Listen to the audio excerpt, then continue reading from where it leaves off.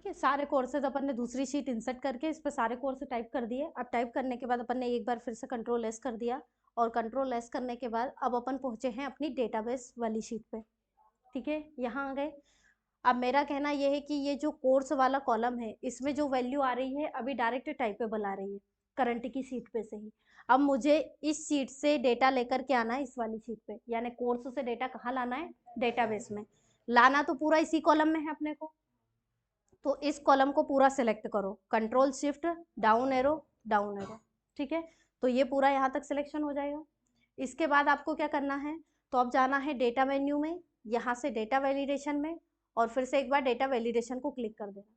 ठीक है, drop down बनेगा सेम ऐसे ही, लेकिन यहाँ तो अपन लिस्ट ही रखेंगे।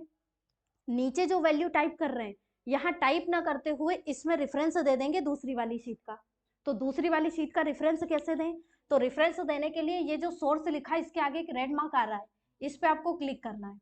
क्लिक करोगे तो कुछ इस प्रकार की वैल्यू यहाँ पर एक्टिवेट होगी। आपको क्या करना है, इसके एक्टिवेशन के साथ ही अपने को जाना है कोर्स वाली शीट पे। तो आप देखो आपकी शीट का नाम आ गया यहाँ पे। अब जितने भी कोर्सेज हैं उन सभी को सिलेक्ट करना है, लेकिन कहाँ से सिलेक्ट करेंगे इस वाली शीट पे, तो जहां से वैल्यू कोर्स की स्टार्ट हो रही है, फील्ड को मत लेना, कहाँ से लेंगे, DCA से। तो यहाँ से लेकर के आप चाहो तो एक्स्ट्रा भी सिलेक्ट कर लेना, ताकि बाद में इसमें कोई भी कोर्स अगर हम जोड़ें तो वो सीधे कहाँ आ जाए, अपने रिकॉर्ड में आ जाए। तो मैंने एक्स्ट्रा स्पेस भी ले रखा है यहाँ पे। इतना सिलेक्शन करने के बाद इस पट्टिका को मुझे वापस हटाना है, तो इसी मार्क पे फिर से क्लिक कर दो, तो कुछ इस प्रकार का रेफरेंस इसका जनरेट होगा। ठीक है, यहाँ से कर देना ओके पे क्लिक। कोई इफेक्ट यहाँ ऐसे दिखाई नहीं देगा, लेकिन जब हम यहाँ पर क्लिक करेंगे, जैसे अब फर्स्ट सेल पे मैंने क्लिक किया और इस ड्रॉप डाउन पे क्लिक करो, आ रहे हैं सारे कोर्सेज इसमें। ठीक है, लेकिन इसका कोई विशेष फर्क अभी आपको दिखाई नहीं दे रहा होगा कि ऐसी वैल्यू तो पहले भी बता रहा था। लेकिन अब क्या होगा कि अगर मान लो कोई भी कोर्सेज बढ़ता है, तो उसके लिए मान लो मैंने कोर्स वाली शीट में जाके एक और कोर्स बढ़ा दिया, यहाँ पे नाम दे दिया मैंने PGDM। ठीक है, या MJ भी दे सकते हो, फिलहाल मैंने PGDM दे करके इसको सेव कर दिया। अब ये मैंने यहाँ ऐड किया है। अब ये ऐड इस वाली शीट पे हुआ है, लेकिन डेटाबेस में जाकर के जब आप कोर्स में देखोगे तो ये कोर्स ऑटोमेटिक अपडेट होकर के आ जाएगा। लेकिन ये कब आएगा, जब आपने एक्स्ट्रा स्पेस सिलेक्ट किया है। एक्स्ट्रा नहीं करोगे और वेट करो कि ऑटोमेटिक अपडेट हो जाए तो नहीं होगा, वो तब अपडेट होगा जब उसकी रेंज में वो पूरा काम होगा। तो इस तरह दूसरी शीट से भी आप वैल्यू उठा करके यहाँ आसानी से ला सकते हो गया क्लियर। ठीक है, अब आगे की कंडीशन क्या कहती है, तो आगे की कंडीशन ये है कि अभी जब हम इस कोर्स के आधार पे ये जो कोर्स फीस ला रहे हैं, इसमें अपन ने कंडीशन लगाई है, लेकिन ये भी सिर्फ अभी 4 के लिए कंडीशन लगी है। 4 के लिए लगाया तो 4 बार उसकी वैल्यू भी दी, 4 बार फीस भी दी, और 4 बार ही इफ लगाया। ठीक है, लेकिन मान लो 100 कोर्सेज हो तो 100 बार कंडीशन दोगे तो जो अपना फंक्शन है वो कितना लेंथी होगा। अगर मतलब हमने कोई फंक्शन लगाया है और छोटा है तो कई बार उसमें ही एरर पकड़ने में टाइम लग जाता है। अब 100 या 150 कंडीशन, आप 150 कोर्सेज के लिए कंडीशन लगा रहे हो और उसमें अगर कोई गलती हो गई तो दूसरा फिर काम भी तो बहुत ज़्यादा हो रहा है, मतलब कितना सारा टाइप करना पड़ रहा है। तो उसका आसान तरीका है, लेकिन वो आसान तरीका थोड़ा टफ हो सकता है तो आसान वो, लेकिन उसको समझना थोड़ा सा टफ हो सकता है। क्या है इसके लिए, तो अब हम ये चाहें कि भाई जैसा अभी हमने कोर्स वाली शीट में किया कि एक शीट इंसर्ट कर ली, इसमें सारे कोर्स टाइप कर दिए और यहाँ से वैल्यू अपनी डेटाबेस वाली शीट पे ले गए, उसी प्रकार क्या जो सारे कोर्सेज हैं इनकी फीस भी इसी शीट पे लिख दें और इसी से डेटा डेटाबेस वाली शीट पे ले जाए, है ना। तो यहाँ मैंने क्या किया, कोर्स वाली शीट को इंसर्ट किया और यहाँ कर्सर रखा, यहाँ पे फील्ड तैयार कर ली फीस, और जो भी कोर्सेज है उसके आगे उसी की फीस लिख दी। जैसे DCA की है 12,500, PGDCA की है 13,500, CPCT की है 4,000, टैली की है 2,000, BCA की मिनिमम ले लेते हैं अपन 25 से 30 हज़ार तो होती है इसकी, है ना। MSc का अपन ने दे दिया है मिनिमम 30, और PGDM का अपन ने ले लिया कि इसका जो है 11,000 है। हो गया, ठीक है, इसको मैंने कर दिया यहाँ से सेव। यहाँ तक आ गई बात समझ में। अब मुझे इसका डेटा लेकर के जाना है डेटाबेस वाली शीट पर। कोर्स को तो बड़ी आसानी से ले रहे हैं क्योंकि वो सिर्फ डिपेंडेंसी एक ही कॉलम पे थी, यहाँ डिपेंडेंसी 2 कॉलम पे है। कौन कौन से पे? एक कोर्स है, तो कोर्स पे पूरी डिपेंडेंसी है, लेकिन जैसे ही यहाँ कोई भी कोर्स हो तो उसका रिजल्ट मुझे यहाँ मिलना चाहिए, लेकिन मिले किससे? दूसरी सीट से मिले। तो जब किसी कंडीशन के बेसिस पे किसी दूसरी शीट से डेटा उठा करके लाना हो तो उसके लिए यूज किया जाता है लुकअप फॉर्मूला। ठीक है, इसको बहुत अच्छे से समझ लेना क्योंकि ये एक्सेल में बहुत ही पावरफुल फॉर्मूला है और हमेशा साथ देगा, लुकअप फॉर्मूला। अब लुकअप फॉर्मूला भी 2 प्रकार के होते हैं। कौन कौन से? एक तो होता है अपना वी लुकअप और एक होता है अपना एच लुकअप। ठीक है, वी मतलब वर्टिकल और एच मतलब हॉरिजॉन्टल। अभी फिलहाल हम एच लुकअप भी पढ़ेंगे लेकिन ये बाद में पढ़ेंगे। अभी हम पढ़ेंगे क्या?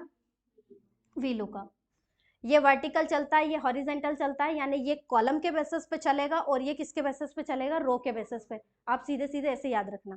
ठीक है, वी लुकअप चलता है पर्टिकुलरली कॉलम के बेसिस पे, एच लुकअप चलता है पर्टिकुलरली रो के बेसिस पे। वी लुकअप की आवश्यकता कब होती है? जब किसी कंडीशन के बेसिस पे दूसरी शीट से डेटा उठा करके लाना हो। ठीक है, अब इसी का यूज करेंगे हम यहाँ पे। तो वी लुकअप को यूज कैसे करेंगे? तो वी लुकअप को कहाँ लगाएंगे? तो जिस प्रकार अभी अपने को कंडीशन लगानी थी तो अपन ने कोर्स फीस में ही लगाई, तो यहीं पे मुझे फीस लेकर के आना है, तो यही वी लुकअप का फॉर्मूला लगाएंगे। इसके लिए अब आपको ये जो कंडीशन है ये क्लोज करनी है। ठीक है, नोट तो नहीं करनी थी किसी को? कर लिया? ठीक है।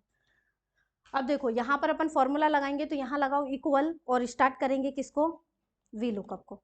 ठीक है, वी लुकअप लगा करके आपको ब्रैकेट लगाना है। ठीक है, जैसे आप वी लुकअप लगाएंगे तो इसका सिंटैक्स पूरा बताता है कि इसको लगाना कैसे, इसको अच्छे से समझ लेना। सबसे पहले क्या बोल रहा है? मतलब किसके बेसिस पे इस वाली सेल में वैल्यू देखना चाह रहे हो? किसके बेसिस पे देखना चाह रहे हैं? कोर्स के बेसिस पे। तो यहाँ सिलेक्ट करेंगे कोर्स वाली सेल को। तो मैंने मान लो जहाँ पे अभी ये फर्स्ट है अपना टेली, इस वाली सेल को सिलेक्ट किया कि मुझे इसको सर्च करवाना है, इसको लुकअप करवाना है, इसको देखना है। तो बोले इसको देखना है तो कहाँ देखना है? यानी मान लो आपको कोई डेटा दे दिया जाए और उस डेटा में से किसी कोई डाटा सर्च करने के लिए दिया जाए, यूँ कह सकते हैं। सर्च करने के लिए मैंने कोई डेटा दिया तो नॉर्मली मैंने पहला एक शब्द या एक वर्ड दे दिया है आपको, पर्टिकुलरली कोई लेटर दे दिया है, उसको सर्च करना है, लेकिन कहाँ से सर्च करना है ये भी तो बोलना पड़ेगा। नहीं तो केवल बोल दिया कि इसे सर्च करना है, कहाँ से करना है ये नहीं बताया, कैसे करेंगे? एग्जिट उसका कुछ तो लोकेशन मुझे देना पड़ेगा ना कि वहां जाकर इसे सर्च कर लीजिए। ठीक है, तो यहाँ पर इसने बोला कि भाई आपने मुझे बता दिया कि मुझे इस वाली सेल में जो वैल्यू है उसे सर्च करना है, लेकिन उसका कहना है कि भाई इसे ढूंढू तो सही, लेकिन वो डेटाबेस भी तो दे दो कि जहां जाकर ढूंढना है मुझे। तो अपने को इसको कहाँ जाकर बताना है? तो अपने को बताना है कि जो अपनी कोर्स शीट है, इस वाली शीट पे जो मैंने डेटा तैयार कर रखा है वहां जाकर इसे ढूंढे। तो यहाँ पर अपन लगाएंगे लुकअप के बाद क्या लगा है? कॉमा लगा है। सेम सेंटेक्स में डेटा देना है, कोई भी मिस्टेक नहीं करनी है, तो यहाँ लगा दो कॉमा। कॉमा के बाद आपको क्लिक करना है दूसरी शीट पे, यानी कोर्स वाली शीट पे। आ गया कोर्स का रेफरेंस यहाँ पे। ठीक है, अब यहाँ क्या करना है? यहाँ पे इन दोनों कॉलमों का सिलेक्शन करना है। कहाँ से करना है? तो जहां से फील्ड का नाम है वहीं से। ठीक है, तो यहाँ से अपन कोर्स से लेकर के फीस को भी लेंगे और डाउन में इसमें भी आप चाहो तो एक्स्ट्रा ले लेना, ताकि जैसे ही कोर्स बढ़े तो उसकी फीस भी अपने को मिल जाए। ले लिया अपन ने एक्स्ट्रा डेटा। अब यहाँ पे लगाओ कॉमा, यानी अपनी 2 चीजें इसमें क्लियर हो गई हैं। एक तो अपन ने बता दिया कि किसे ढूंढना है और कहाँ जाकर ढूंढना है, ये क्लियर हो गया। अगला क्या बोल रहा है? Call index number. उसका कहना है कि भाई जो शीट आपकी होती है वो रो कॉलम में बटी हुई होती है, आपका डेटा पर्टिकुलरली रो कॉलम में डिफाइंडेड है। वी लुकअप का कहना है कि मैं डेटा तो सर्च करूंगा लेकिन मेरी भी कंडीशन है। बोले भाई बताएं आपकी क्या कंडीशन है? तो बोले मेरी ये कंडीशन है कि मैं सिर्फ कॉलम के आधार पे ही डेटा आपको दूंगा। ठीक है, तो अपना जो डेटा है अभी कितने कॉलम में है? 2 कॉलम में है। अपने को उससे कौन से कॉलम की वैल्यू सर्च करवानी है? पहले कॉलम की वैल्यू सर्च करवानी है कि दूसरे की करवानी है? तो अपने को दूसरे कॉलम की वैल्यू सर्च करवानी है। क्यों? क्योंकि कोर्स तो अपन ने ड्रॉप डाउन पहले ही बना लिया, उस कोर्स के आधार पे कोर्स फीस लानी है अपने को, तो हम उससे बोलेंगे कि भाई आप दूसरे कॉलम की वैल्यू दो 1 2। ठीक है, तो सेकंड नंबर वाले कॉलम की हमें वैल्यू दे दो। बोल भी रहा है कॉल इंडेक्स नंबर, तो कॉमा लगा करके आपको देना है 2, ठीक है, और फिर कॉमा लगाएंगे। लास्ट में ये क्या बोलता है, रेंज लुकअप देता है पर्टिकुलरली जिसके अंदर ट्रू और फॉल्स के रूप में वैल्यू आती है। तो यहाँ पर अपने को बिल्कुल करंटली एग्जिट वही वैल्यू मैच करवाने के लिए यहाँ पर कॉमा लगा करके देना है 0, कि बिल्कुल उसी कोर्स के आगे उसी की पर्टिकुलर वैल्यू को देखे। इसके लिए क्या लगा देंगे उसके आगे 0, ब्रैकेट को क्या कर देंगे यहाँ पे, है ना। अब इसके बाद आप करो यहाँ पे एंटर। जैसे ही एंटर करोगे तो अभी क्या आ रहा है, यहाँ पे 2000 आ रहा है पर्टिकुलरली। कोर्सेस क्या है आपका, टेली है। अब अगर मैं कोर्स यहाँ से चेंज कर दूँ, मैंने दिया DCA आ गया 12500, मैंने दिया यहाँ पे PGDCA आ गई 13500, और यहाँ पर अगला कोर्सेस दे देंगे तो वो भी आ जाएगी। यानी रिजल्ट अगर ऐसे देखेंगे तो सेम वैसा ही मिलेगा जैसा कंडीशन के लिए है, लेकिन कंडीशन काफ़ी छोटी हो गई। मतलब वी लुकअप से कितने से 4 डेटा अपन ने उसमें डिफाइन किया, 4 बार रेंज डिफाइन की कि इस कंडीशन के बेसिस पे डेटा चाहिए, उसने आसानी से दे दिया। वहीं अगर आप ये अभी 6 कोर्सेज आपने जोड़ रखे हैं, इनका इफ के द्वारा अगर काम करते हो तो 6 बार ही कंडीशन देनी पड़ती।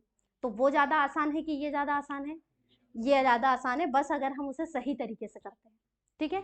अब इसी को हमें आगे तक अप्लाई करना है, तो इस पे कर्सर रखो इसी फॉर्मूले पे, और यहाँ से हम कॉर्नर पे कर्सर एक्टिवेट करेंगे और इसी को ऐसे डबल क्लिक करके अप्लाई कर देंगे। तो आप देखेंगे जहाँ पे जो कोर्सेज है उसकी फीस आ रही है, लेकिन किसी किसी में नहीं आ रही है। अब ये PGDCA है, इसमें नहीं आ रही है, ये DCA है, इसमें नहीं आ रही है। किधर, कौन सी कंडीशन अप्लाई नहीं, इसमें तो कोई कंडीशन ही नहीं लगाई है। इस ड्रॉप डाउन में, इस ड्रॉप डाउन में तो अपन ने पहले से ही तो पूरी रेंज देकर के ही तो बनाया है, पूरा कॉलम एंडिंग तक ही तो सिलेक्ट किया था। कंट्रोल शिफ्ट डाउन एरो से मैंने 10 लाख तक का ही तो सिलेक्ट कर रखा है, तो रेंज में तो है वो पूरा, पर यहाँ एक्टिवेट नहीं हो रहा है, और पर्टिकुलरली अपने को इस प्रकार का एरर भी जनरेट करके दे रहा है, जबकि यहाँ कोर्सेज है तो मेरा कहना है आनी चाहिए। अब अगर मान लो मैं यहाँ से कोई अपडेशन कर रही हूँ तो भी तो नहीं दे रहा है, ये देखो क्लिक कर रही हूँ मैं तो भी एक्सेप्ट नहीं कर रहा है। अब थोड़ा सा चेंजेस अब आया है रिफ्रेश होकर के, और वापस फिर कोर्सेज में फिर नहीं ले रहा है, ठीक है। तो हमें क्या करना है, यहाँ पर इस फॉर्मूले में हमें ये जो A1 है इसको लॉक करना है। लॉक क्यों करना है और लॉक क्यों किया जाता है, लॉक इसलिए करना है कि कोर्स वाली शीट पे अगर हम जाकर के देखें तो हमारा जो डेटा है इधर भले ही कितना ही बढ़ेगा, लेकिन इसका स्टार्टिंग तो फिक्स है। कहाँ से स्टार्ट होगा, ए से ही स्टार्ट होगा, और ए कॉलम में भी 1 रो, मतलब ए कॉलम और 1 रो से, यानी A1 से ही स्टार्ट होगा, ये फिक्स है। तो एक्सेल का कहना है कि जो चीज फिक्स होती है उसको लॉक लगाना जरूरी है, ठीक है ना। जैसे नहीं पेमेंट है और कि भाई इसको सिक्योर ही रखना है तो FD करवा दो, वो एक अलग बात है कि इमरजेंसी है तो तुड़वानी रहेगी। या फिर अपने मान लीजिए पेरेंट्स की सैलरी आती है तो उनको पता है कि भाई हर मंथ अपने बच्चों की फीस देनी है तो इतनी फीस उनकी है, तो वो सैलरी में से पहले ही वो फीस अलग करके रख देते हैं और इसको अलग रख देते हैं कि भाई कितने भी इमरजेंसी हो इसको खर्च नहीं करना है क्योंकि ये बच्चों के लिए है। तो कहीं ना कहीं उनने क्या कर दिया, उस चीज़ को जो सिक्योर है उसे सिक्योर करके अलग रख दिया। एक नॉर्मली एग्जाम्पल बोल लें तो अपन पेमेंट रखते हैं, तो पेमेंट अगर बेसिकली इधर उधर रखा हुआ है तो अनसिक्योर मानेंगे, उसी को वहीं सारा इकट्ठा करके व्यवस्थित करके लॉकर में रख दिया, ताला लगा दिया, तो सिक्योर मान लिया अपन ने उसको, ठीक है ना। तो उसी प्रकार एक्सेल का कहना है कि भाई जो भी चीज फिक्स होती है उसमें ताला लगाओ। तो ताला लगाने के लिए नॉर्मली सभी जानते हो चाबी की जरूरत होती है, कि अपन ने बोल दिया कि ताला लग जाए तो लग गया, नहीं लगेगा, चाबी की जरूरत पड़ेगी। तो यहाँ भी चाबी की जरूरत पड़ेगी, तो एक्सेल में ताला लगाने के लिए यानी लॉक लगाने के लिए चाबी है F4 फंक्शन की, ठीक है। याद रहे फंक्शन की है, नहीं तो कुछ स्टूडेंट इधर से F दबाओगे और इधर से 4 दबाओगे, ये काम नहीं करेगा, ये F4 ही काम करेगा फंक्शन की का, है ना। तो कर्सर पहले वहां रखो जहां पर अपने को लॉक करना है। तो हम आए डेटाबेस में, जहां अपन ने फॉर्मूला लगाया है वहां पहुंचो और इसमें जो स्टार्टिंग है उसे लॉक करो। किसको लॉक करना है, A1 को। तो A1 के पास कर्सर रखो और F4 को प्रेस कर दो, तो इस पे ताला लग जाएगा। ताला लग गया, कैसे पता चला, नॉर्मली ताला लगाते तो पकड़ के खींच के देखते हैं कि लगा है कि नहीं लगाएगा, झटके से खुल गया तो मतलब नहीं लगा है। तो यहाँ पर भी यही करना है। अब यहाँ अपने को ऐसा नहीं करना है, इसने खुद बता दिया है अपने को कि ताला लग गया है। ताला लग गया मतलब कैसे, तो इसके आगे ये सिंबल आ गए SS वाले, इसका मतलब ये फिक्स हो गया है। अब एंटर करो। अब एंटर करने के बाद फिर से इस वाली सेल पे, किस पे, जिसमें फॉर्मूला लगाया है उस पे कर्सर रखो। कॉर्नर में कर्सर रखा है, यहाँ पे एकदम ब्लैक कर्सर की पोजीशन लेकर के आओ। और अब इसको अप्लाई कर दो। अब आप देखेंगे कि बिल्कुल यहाँ कोर्सेज है तो वैल्यू है, और जहाँ वैल्यू नहीं है वहाँ अपने को नहीं दे रहा है कोई भी फीस। पर ये फीस तो नहीं दे रहा है, ये चीज़ तो क्लियर होगी कि भाई जहाँ जहाँ कोर्सेज है वहाँ वहाँ फीस तो दे रहा है, लेकिन जहाँ फीस नहीं है वहाँ ये कुछ अदर ही एरर दे रहा है। मतलब न्यूमेरिकल वाली फील्ड में जो वैल्यू दे रहा है वो कैरेक्टर का दे रहा है अपने को। तो हम चाहते हैं कि भाई ये ऐसा नहीं दे जहाँ पे अगर इसे कोई वैल्यू नहीं मिल रही है, यानी जिस जगह पर इसे कोर्स वाले सेल में कहीं पर भी कोर्स दिखाई नहीं दे रहा है वहां पर इस प्रकार का कोई भी मैसेज जनरेट नहीं करे। ये ऑकवर्ड लग रहा है, डेटा शीट को कहीं ना कहीं थोड़ा सा बेकार कर रहा है। तो हम चाहते हैं कि भाई आप तो खाली छोड़ दो, जैसा ये खाली छूटा है ऐसा कैसे खाली ये छोड़ दो। लेकिन यहाँ पर इसका कहना यह है कि भाई इसमें कोई फॉर्मूला नहीं लगा है इसलिए ये ब्लैंक हो सकता है, लेकिन इसमें फॉर्मूला लगा इसलिए ये ब्लैंक नहीं हो पाएगा। तो इसके लिए अपने को क्या लगाना है, तो ऐसे देखा जाए तो ये एक प्रकार का एरर होता है, इस एरर को हटाना होता है। तो जब भी किसी भी एरर को हटाते हैं तो एक्सेल में फॉर्मूला यूज किया जाता है इफ एरर का, ठीक है, इफ एरर लगाते हैं। तो यहाँ क्या लगाना है अपने को, तो जहां अपन ने फर्स्ट सेल में फॉर्मूला लगाया है यहीं पे स्टार्टिंग में अपन लगाएंगे इफ एरर। तो यहाँ पे मैंने दिया इफ, और आप ई प्रेस करना तो ये फॉर्मूला ऑटोमेटिक आ जाएगा इफ एरर, इसको आगे लगाना है। और क्या बोलेंगे कि भाई ऐसे तो क्या काम करे कि वी लुकअप फॉर्मूला प्रॉपर जैसा पहले काम कर रहा था वैसे ही काम करे। कैसे कि कोर्स वाली सेल में कोर्स को देखे, उसको कोर्स वाली शीट पे जाके सर्च करे और उसके आगे जो फीस है वो फीस दे दे। पर ये तो कब हो, जब कोर्स वाली सेल में कोर्स हो, अदरवाइज नहीं हो तो क्या काम करे। तो हमने बोला जहां पे आपको हमारे कोर्स वाली सेल में कोई भी कोर्स नहीं मिलता है तो वहां पर लास्ट में बोल दो कि खाली छोड़ दे, जो आपको मैंने सीरियल नंबर और इनरोलमेंट नंबर में सिखाया है। तो यहाँ पे बोल दो कॉमा डबल कोटेशन मतलब खाली छोड़ दे। इस ब्रैकेट को आप बंद कर दो और यहीं से एंटर करो। अभी कोई रिजल्ट नहीं मिलेगा। अब इस फॉर्मूले को अपडेट करो, तो जैसे ही डबल क्लिक करके अपडेट करोगे आप देखो जहां पर कोई कोर्स नहीं है वहां ये भी ब्लैंक हो चुका है। उसने क्या किया, जो एक्स्ट्रा एरर था उसको हटा दिया। ठीक है, तो ये इस प्रकार से पर्टिकुलरली अपना काम करेगा। आया समझ में सभी को? अब बताएं आगे बढ़े और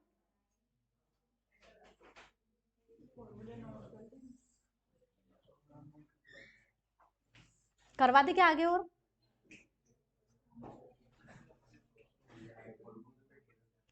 चलिए करवाते नहीं, आप ही को काम करने के लिए देते हैं। क्या काम करने के लिए देते हैं, जैसे अभी तक की जो अपनी फीस है वो है ड्यू फीस तक का, तो ये ड्यू वगैरह ये तो सब निकालना मैंने बता दिया, और ये भी सब अपना फॉर्मूले से अपडेट हो गया। ठीक है, अब अपने को क्या करना है कि भाई मान लीजिए किसी स्टूडेंट की कोई प्रॉब्लम है, उसने बड़ी लंबी चौड़ी कहानी बताई है कि भाई ऐसा है वैसा है ना, 2-4 बातें अपने को एक्सप्लेन की हैं। डिस्काउंट कुल मिलाकर के डिस्काउंट मांगना चाह रहा है सीधे सीधे बोले तो डिस्काउंट अगर उसे देते हैं तो हम चाहते हैं कि अगर उसे डिस्काउंट दिया जाए तो डिस्काउंट दिया जाए तो उसकी फीस जो है यहाँ पर टोटल फीस जो भी आ रही है वो कम होनी चाहिए फिर। ठीक है, जैसे मान लो यहाँ पे डिस्काउंट दिया अपन ने, कैपिटल में दे देते हैं इसको, यहाँ मैंने डिस्काउंट दिया मान लो इस स्टूडेंट को 500 रुपए का। ठीक है, तो अगर 500 रुपए का मैंने दिया है तो इसकी फीस 500 रुपए कम रहेगी। जैसे मान लो अगर मैं इसका कोर्स एमएससी की जगह पे ले लेती हूँ डीसीए, तो डीसीए की अपनी कोर्स फीस कितनी है 12,500। अब इसे 500 का डिस्काउंट मिल रहा है तो इसकी फीस कितनी होनी चाहिए, ये आपको लेकर आना है। ठीक है, इसकी फीस 12,000 शो होनी चाहिए इस डेटाबेस में। ठीक है, ये टास्क आप लोगों के लिए है ना। तो आज की क्लासेस बस इतना ही रहने देते हैं, जितना अभी मैंने बताया पहले तो उतना करना है और उसके बाद डिस्काउंट।